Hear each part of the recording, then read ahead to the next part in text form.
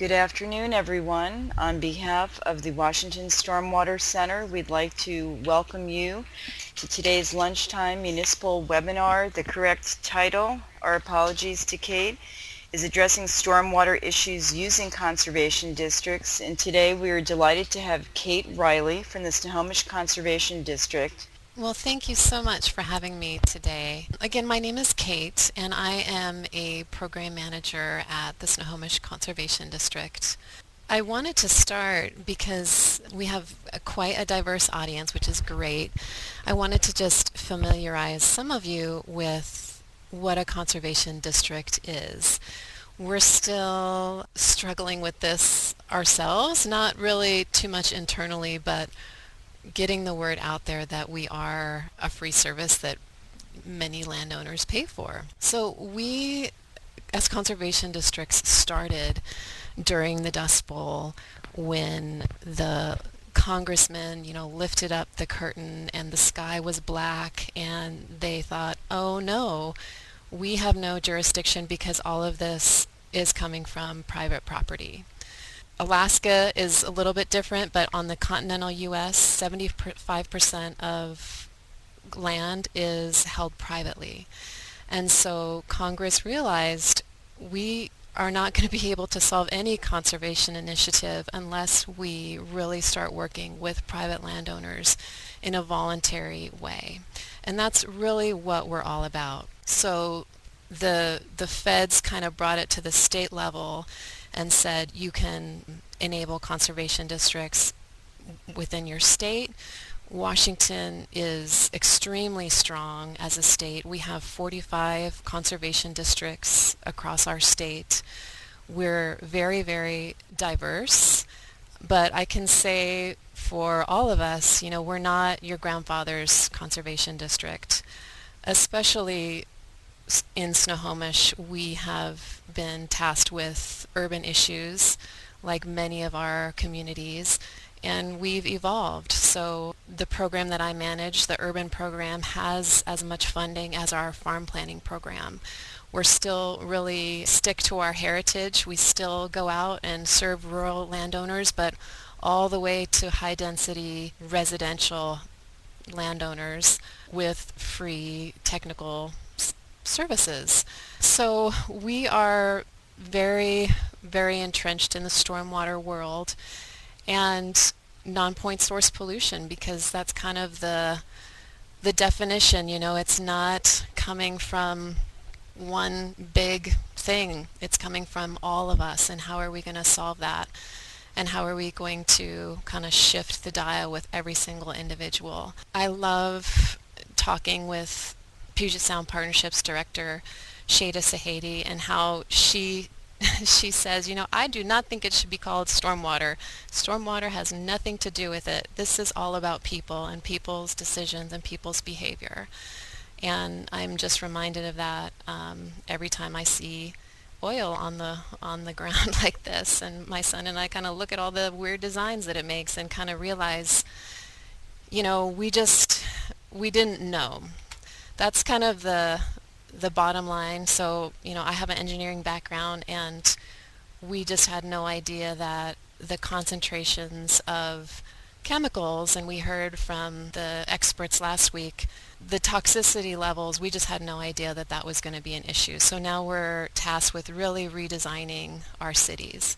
And hopefully, we've got it covered for new development, right? So 2016 and beyond, hopefully we'll really be able to see the benefits of our new codes and local developments. But many of us with older homes, or business people with older properties, we're still stuck with what do we do?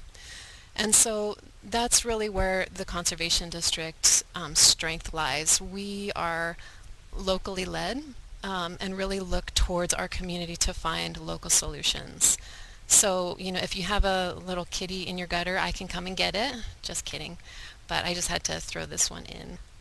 So we have an amazing staff. I have 2 professional engineers on staff. We have a landscape architect. We have folks trained in firewise and shoreline planning, urban development, sustainable landscape design. It's just social marketing. It's really across the board. And we have such a diverse staff is because we really wanted to fill in the gaps with what we see in our partners. So many of our partners are, small cities, and I'm going to talk about a lot of those partners that we work with here shortly.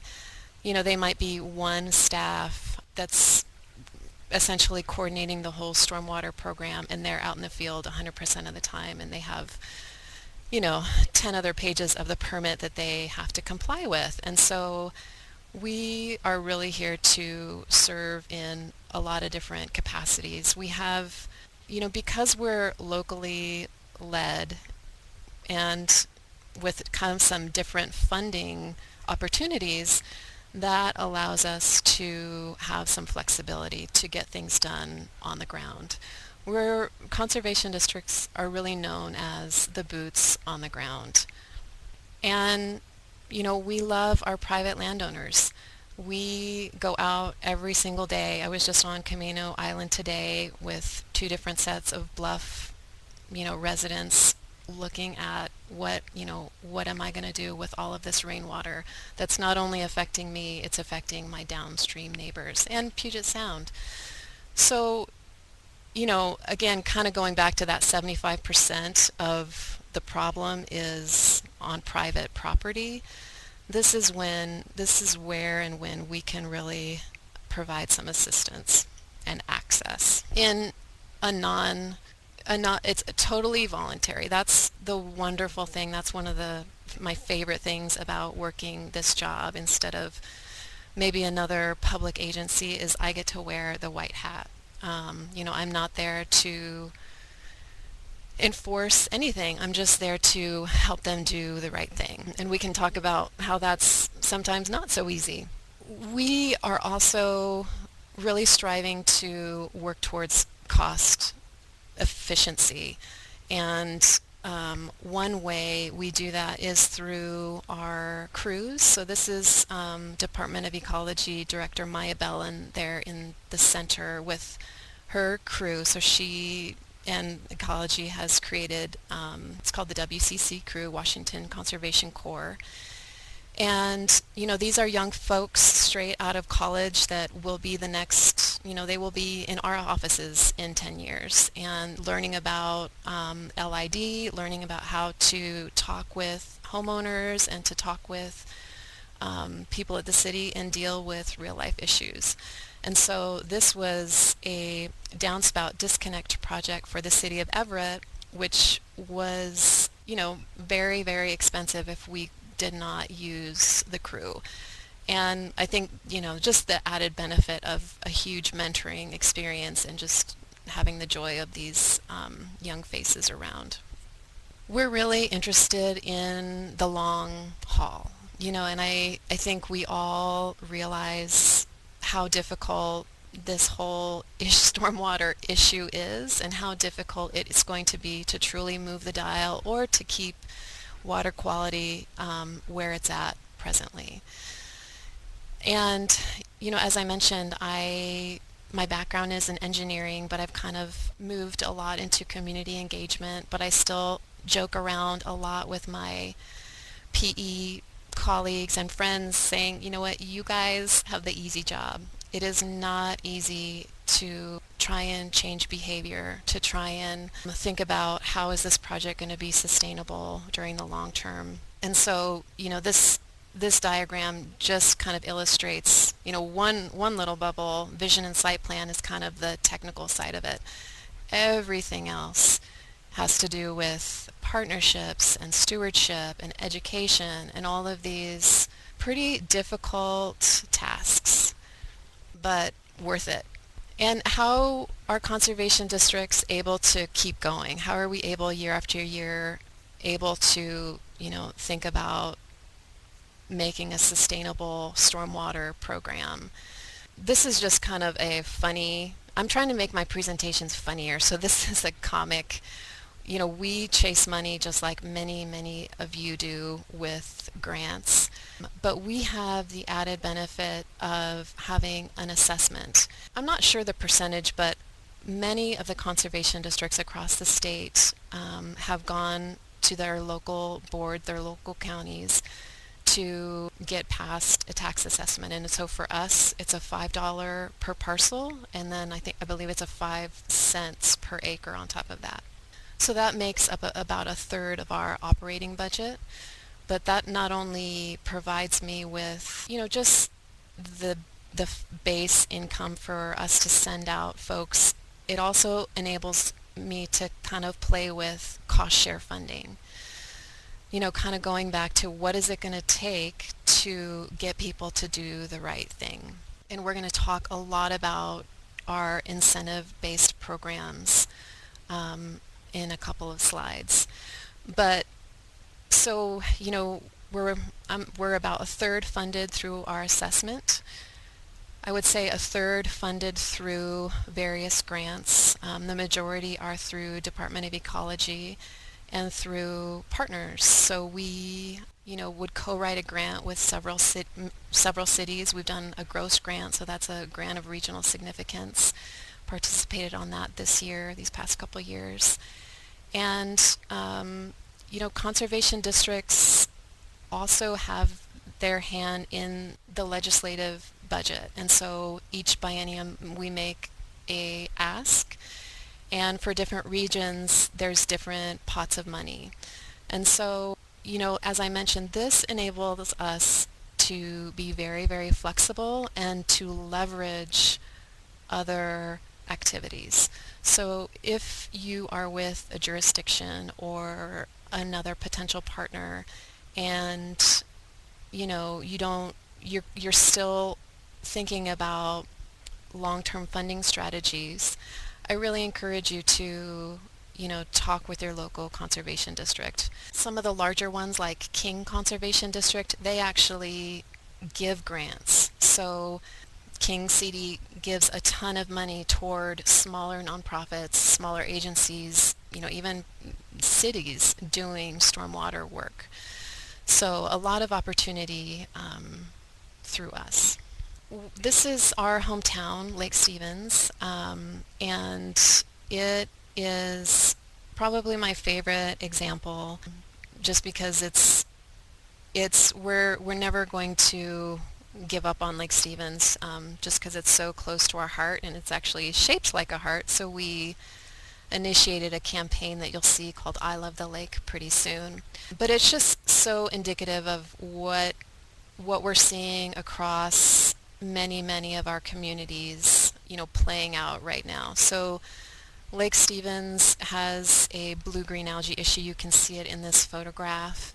The city was very interested in, obviously, education. How can we, make people aware of the problem?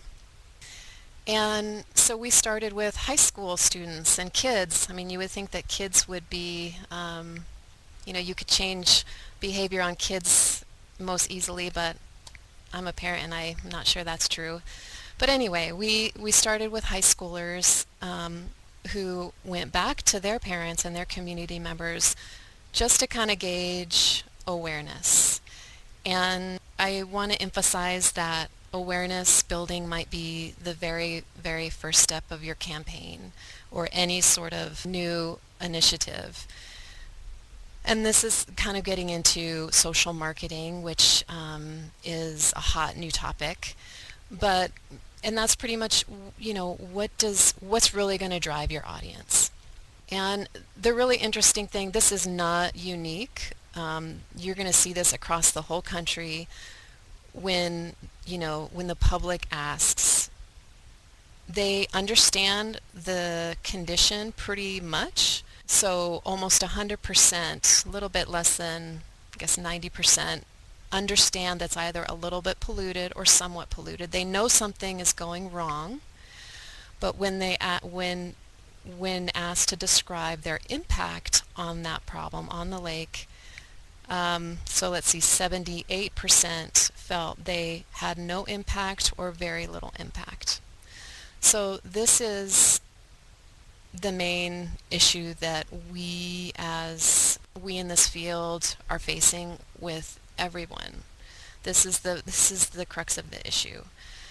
We've approached it in an integrated way for Lake Stevens. The first way is, as I mentioned, through kids. Conservation districts, many of them are providing youth education opportunities with our kids, in schools, mentorship opportunities outside of school. But this is so exciting. We just met with a STEM curriculum director for the city of Everett, which is probably the biggest school district in our region. And, you know, this is what the district and the administrators are clamoring for. They want the real world applied learning. They want to study Lake Stevens. So this is what we're doing. We brought water to them. We're studying phosphorus in the lake just like, the consultants did to figure out what the issue was. And the students are going to come up with their solutions. And so this is it's just such a ripe field on how to integrate our community efforts around stormwater with kids. Because kind of going back to my survey that I just showed you, people are going to tell their kids the truth. They might not tell, somebody that calls on the phone to ask you a survey the truth. So kids are great to work with. Another part of our integrated outreach in Lake Stevens, and now you can kind of see how the shape of the lake actually does look like a heart, so it's I Love Lake. It's not a typo, it's not I Love the Lake, but it's I Love Lake because I guess lake is kind of slang for Lake Stevens around here, so that's the way the city wanted their branding of I Love Lake. But the second part of our outreach strategy with Lake Stevens was to engage business owners. And on the upper right, this is Rainey McDuff of Rainy Day Coffee Cafe here downtown, and she has been solely responsible for, I think at this point she probably has sent us around 300 people that she has personally talked to that are interested in making a pledge towards becoming a lake-friendly certified home. So when Rainey talks to somebody, that is so much more powerful than me talking to somebody because they're not going to believe me. They're going to believe Rainey. She's here. She's part of our community. And this has been, including businesses, has been such a interesting way to provide outreach. There were banks that were sponsors in this program. Hagen's, which is the grocer, Sherman-Williams Paint. It was just very, very striking. They might not know, as we saw in the survey, they might not believe that they are personally part of the issue, but again, we're starting at step one. We're just starting on awareness and kind of that community raising about, I love the lake. This place is valuable to me. Clean water is valuable to me. And then I can kind of start convincing them on, little tiny steps that they can make at home. This is another of the kind of intensive outreach approaches that we're trying, neighborhood compost party. So this is through an HOA, and we showed up with we had one neighbor as the kind of neighborhood champion go around and do all of the promotion for us. But we showed up with an aerator and a bunch of compost and really taught them about the benefits of compost amended soils. And this gentleman's house had a buffer, and so it's just great again, it's that hands-on applied learning. I mean, kids are the same as we are. It's getting out of the classroom, building things, and then, talking with your neighbor on how cool that is. More incentive programs. We're really playing with sign recognition programs. We've had a ton of success in our sound horsekeeping program, which, and I'm not quite sure if it's the audience. Horse keepers are a pretty tight-knit community, and they are usually have very well cared for property, and they were calling just wanting the sign, saying, hey, I'm doing these BMPs and I would love to be recognized for that. And so we're kind of playing with the same thing in different cities. The city of Mill Creek has been focusing on the past several years on sustainable landscaping, and to qualify for that, it includes aspects of natural yard care and potentially LID. And then another incentive, huge incentive that we are finding is soil testing. Most conservation districts do provide this service. Some charge a small fee. We are able to put some of our own funding to that and do not charge. But we've really marketed it in a different way this year through kind of these innovative partners like Whole Foods to talk about healthy soil. And I don't know if you guys have seen any, this is actually the International Year of the Soil, so we really wanted to put some effort towards that this year. And, our requests have just skyrocketed because there's been enough understanding, people understand enough that they know that soil is the foundation. And for us, it's worth a $30 soil test to be with somebody one-on-one. I mean, all the magic happens when you're with somebody face to face. And, they can say to you, yeah, Kate, actually I have been using weed and feed all this time, and I don't really know, but all I know is that that's just what people just do what they, commercials tell them to do, and they don't know the options. And so creating that trust and taking the time and, calling back and saying, do you have any questions about natural yard care or applying compost or things that might be new. Another incentive, a surprising incentive, is the rain barrel. We all know this thing fills up in like 5 seconds in a rain event, but people love them, and we don't know why. A lot of us joke that we're trying to get it to be the gateway drug to other LID techniques, and that's why we subsidize them. And so we sell them, I think, at $45. So we retrofit 50-gallon drums, and we just sell these. And the city of Everett is starting to sell. So more of our partners are starting to do the same thing and having the same level of success. And again, not a huge BMP, but when you kind of add up the thousands of rain barrels that are going out our door, or especially, in a neighborhood approach, so if we get all the neighbors to, install rain barrels, then we're making a significant difference. And the mindset, again, it's the consciousness of, okay, I'm closing the loop. I'm actually reusing my water. I'm taking the water from my roof. I understand where that's going, and I'm going to put it on plants. That is so huge. You would not think water catchment would be an issue in our climate, but as we have all seen this summer, it very well may be.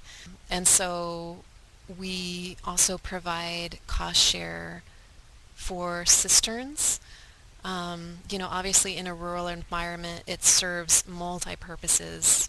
This gal kind of she was just having so many runoff and mud issues. And then she was like, oh, well, now I don't have to water my blueberries all summer long. So win-win. But, definitely water catchment is going to be the new LID technique for our state. Rain gardens. We also have delved pretty deeply into rain gardens. We love rain gardens. We've tried quite a few different incentive programs internally. We started offering $500 rebate, and we were hardly getting any bites. I think we had maybe one or two. We convinced one or two people that to take our money pretty much. We couldn't quite figure it out, so the past few years we've increased it to about $1,000. And if you really try to do a lot of the work yourself, that might be about half the cost of a residential rain garden. So they're putting up half, we're putting up half. Still a difficult sell. This year we have followed Kitsap Conservation District's model of actually holding their hand throughout the whole process and saying, you know what, we will build you a rain garden. You just need to cover the additional costs.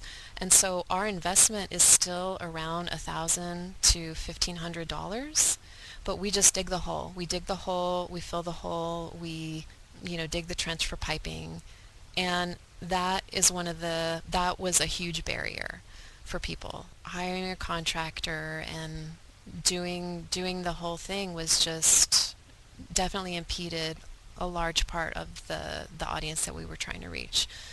So we're trying to make it easier.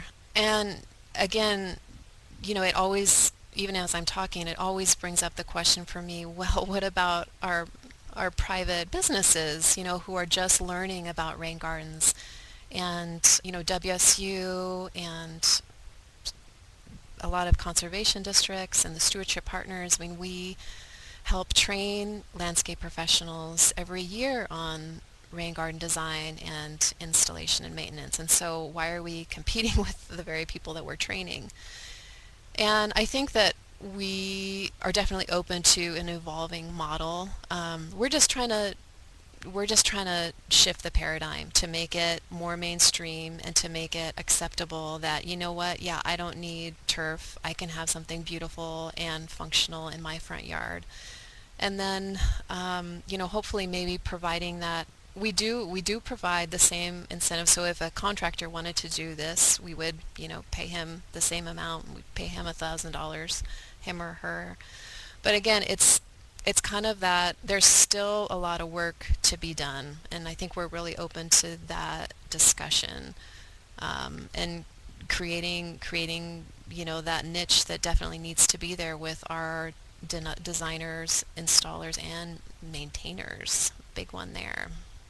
And this is another reason why we do it, because it is such an amazing community experience, a community building experience.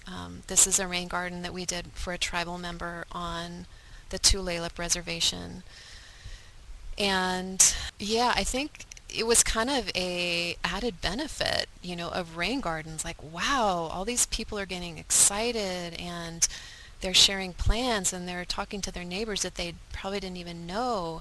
But then we realized, you know what, this level of community engagement is a requirement. It's a prerequisite. And so we've kind of learned, especially at schools, not to go forward unless there is complete buy-in, because these are the folks that really make or break a project, especially for the long term, right? Because we're not going to be there in 5 years to maintain it. I am really proud of how innovative conservation districts really are. It's again, I think it's kind of we struggle with our image because we have such a entrenched identity, but we are doing some really cool stuff. This was another project funded by Tulalip tribes on the rooftop of Trinity Lutheran College. So they had a bunch of runoff from the parking lot is to the right, it's a little bit higher. And they also needed a source of water for their rooftop garden. And so our engineer designed and built this hybrid system of a rain garden on top of a cistern. And that's that black thing to the right. It works awesome. We're starting to play with fungi. There's the research has been really positive the last few years about waste removal potential of mycelium and mushrooms and things like that. And we got an opportunity to work with the Stillaguamish tribe and Department of Ecology this year to put in so for this swale, and I can't remember if this is a dairy. I'm pretty sure it's a dairy that we're working with. So, probably some significant levels of waste. What they did on the swale is that they are putting in little weirs of bio bags filled with mycelium, and they are doing the water quality analysis as we speak, and we'll see how that study emerges. But again, LID is still a pretty young study, and so we're pushing the envelope. We're trying to do different things, including rain gardens for challenging sites.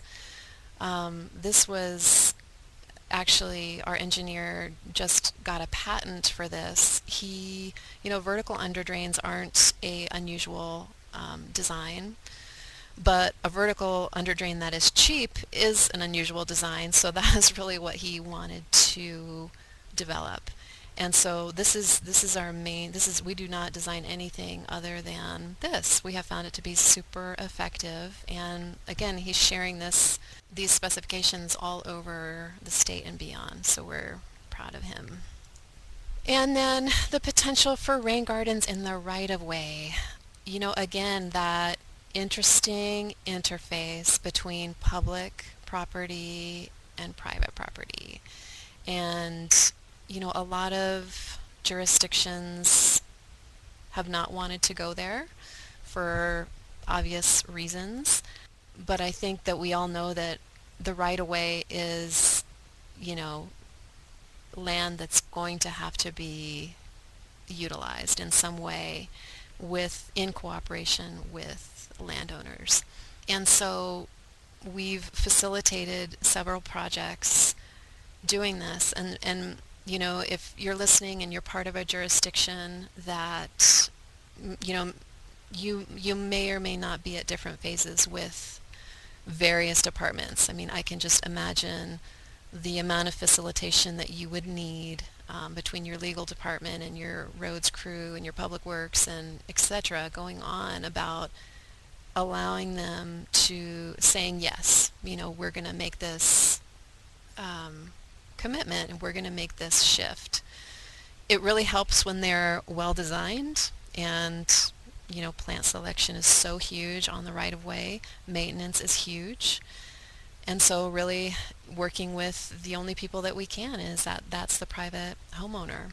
I forgot to talk about funding LID on private property or even projects like these. So we're doing 2 projects this summer in the right-of-way that the homeowners themselves initiated to either deal with stormwater from the road that was affecting their property or trying to deal with their own stormwater that's running off and overloading our storm drain. So both things. So whether your LID technique is, I guess let's talk about first on private property. Funding is still evolving, and so Department of Ecology is not super willing to spend public dollars on private property. So we still have that limitation. However, they are very willing to support jurisdictions that provide an easement or provide some level of partnership with private landowners to do retrofits, because the retrofits, again, this is where we have to go. This is the source of the problem. So definitely more to come on funding strategies on private property or even in the right-of-way, in this kind of, border zone. A lot of cities, even without external funding, so maybe ecology isn't quite there yet, they are choosing to fund rebate programs. We're seeing, rain garden rebate programs all throughout the state. Um, Turf removal programs, soil building. I mean, the list really goes on, and I think it's worthy of a discussion if you are with a jurisdiction and you have not, if you've still met the wall of, hey, we can't spend public money on private property. Again, the argument is, well, runoff from these people is affecting stormwater, which is obviously a huge public issue. So we're seeing definitely more and more agencies doing the work of, fighting the fight of getting LID programs passed. And, we are really here. Yeah, like I said, I can't imagine. It's a huge undertaking on top of everything with new development. But that's really where we are here to support you. We just value so much our jurisdictional partners. We work with almost every city. I think we work with about 15 NPDES permittees in many of the smaller cities, helping them to comply with their permit or with other goals. Many of the folks that we work with exceed their permit requirements, especially in outreach and engagement, and we're really proud of that. But, we're definitely not going to move the dial without everybody working together. And so I realize that we're just I'm sure we have folks from all over the state, and I really encourage you to visit your own conservation district, and there's a map at this website, the Washington State Conservation Commission's website, of all the conservation districts in our state. And, not all of our districts have the same level of programming, but I really feel that we're definitely getting there, especially if our partners are asking for that. And so, talk with your conservation district. Hey, why don't we have a rain garden program? And if that's of interest to you, or maybe another stormwater initiative, we are really starting to play better at a regional level. So in Puget Sound, conservation districts are really starting to get together and share our expertise. So we have an engineer that goes over to Clallam all the time, and we share with King and etc. And we're really starting to think about an LID team. How do we attack this problem at a regional level in the most efficient way? So you're definitely going to see more of us.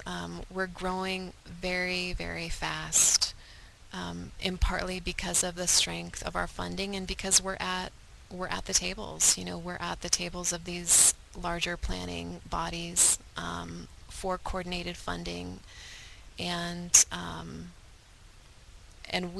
think our real value is that we're at the table, but we are on the ground. So, we can make things happen on the ground, and that's where the difference is going to be made. So with that, I just want to thank you. So, Kate, how big is your staff? I've noticed that you've gotten very beefy. We have 26 with us now. We started with 3, and we share our building with NRCS, and so that's in juxtaposition with them, who is a staff of 2. So our federal agency is a staff of 2. We're 26, we're taking over, but yeah, that just kind of goes to show, I think, of our commitment. We are definitely committed, and fortunately right now have the funding to do so. I'm curious, do you have any estimates on the population increase in Snohomish County in the coming years from the Office of Forecasting Council? To my understanding, we are second behind King County. huge numbers coming up for sure. So from King County, or you're sharing your experience with other conservation districts in the state and with other jurisdictional stormwater programs. And you may want to talk about the collaboration between the Puget Sound CDs as well, Kate. Yeah. So, as I mentioned, we're definitely getting more serious about working together. At a regional level, we have a conservation district, a Puget Sound Conservation District caucus. We meet monthly, and we just got funding. I think a lot of people are showing interest in that, as you can imagine. You know, what is our regional approach? We also have a very strong and supportive statewide network, the Washington Association of Conservation Districts. So they are constantly lobbying for stormwater at the legislative level, which is awesome, you know. Unfortunately, we didn't fare so well this biennium, but we're not gonna let up at all. And we participate all the time with, different NPDES permittees, different learning opportunities with jurisdictions to kind of see, you know, where they want to go and how we can best serve them. That's great. Thank you. And then Ken Belt asked a question about research and extension-based research networks and how that research likely informs both your rural and your stormwater work. We don't have in-house expertise, but we continually partner with WSU Extension. We're doing a compost trial right now, which has been great. I mean, it's just, even just the visual, like the before and after pictures on your cucumbers, it's Yeah. just like, wow. We do a lot of water quality research, I would say. I wouldn't call that research per se, more kind of data and analysis, but we are very tightly tied to WSU Extension. Great. Thank you. And then here's another staffing question about whether you have a full-time person to deliver educational programs. I am blessed to have a outreach team of 8, believe it or not. I work part-time managing that program and in stormwater, but I think we as a district have invested so heavily in education is because, of that foundation with our on-the-ground impact with all the other programs. So, I have an in-house graphic designer who, she really is starting to get the grasp of what this social marketing really means and how it can best serve us. We just got one gal in who's a farmer. I mean, she farms part-time with her dad. And so, again, it's like there's no better supporter of our work or promoter for our work than the real deal, than their own neighbor who can talk about issues that she has on her farm. You are lucky. And then Diane followed up with a question about having non-member municipalities in the district. Some cities did not choose to not buy in, but they chose not to opt in to our assessment area. And so technically that would mean we could not serve their taxpayers with the free services they would provide to anybody, those that do. But we have chosen not to. We do have a couple cities, but it's it's a very small area because it's like when the district was initiated in the 40s. So it's almost like the inner corridor of downtown Sultan or something. So we've kind of disregarded those limitations on a map. So if someone, in downtown Sultan, and Sultan is not a case, I'm just kind of using that as an example, we would not deny services to that person because, again, it's just like their runoff affects the same stream that affects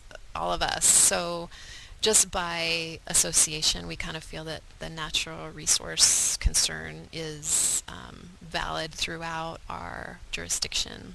Kate, I have a question. Over the course of your work, have you seen any change in the tenor of the discussion around long-term asset value and municipalities having a better understanding of how their resiliency and their assets are adversely affected by stormwater to create, I'm going to just use an immunization metaphor like herd immunity, where if you're all paying into conservation district services, that it really extends the asset value of the collective whole over the long term.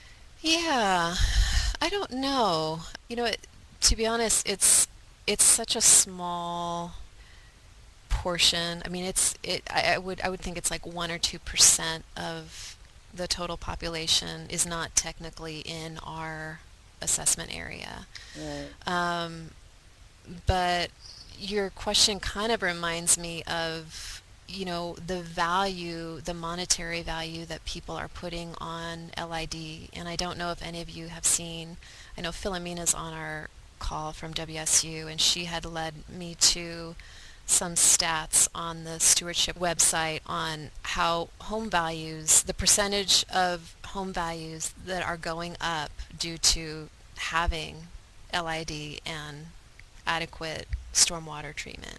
So the market value, property values, I think are showing change. Like we definitely are changing something. Well, thank you, Kate.